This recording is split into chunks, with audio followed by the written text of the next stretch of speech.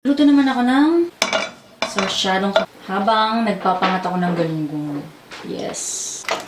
Magpainit ka lang ng ulo. Char. Cooking oil. Red onion. Pang-away. Bango. Hayaan lang natin maging translucent bago natin ilagay yung bawang. Next, ito yung garlic.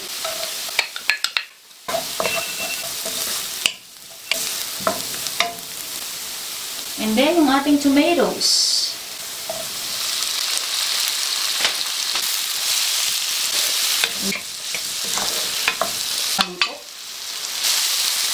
Tignan natin. Ayan, malambot na. Napipisat ko na. Oh.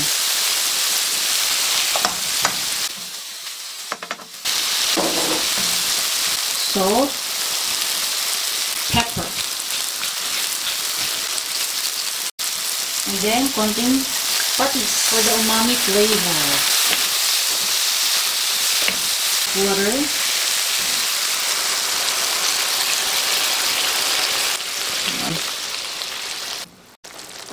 Konti lang yan.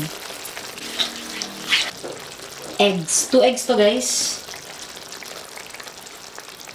Yes, sir.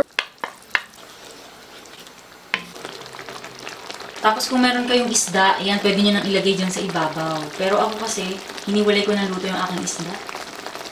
Pinangat natin para ilang araw ng ulam yun dahil dalawa lang naman kami dito ni Kelvin. Haluin. Sarap. Pwedeng isang itlog lang ilagay nyo. Yan, ganyan lang gusto ko. Yan, luto na. So, ito na ang ating sarsyado.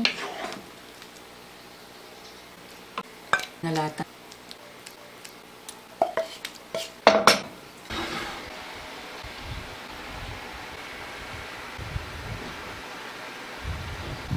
Ano pa natin?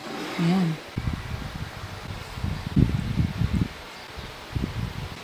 Tayo ng patis.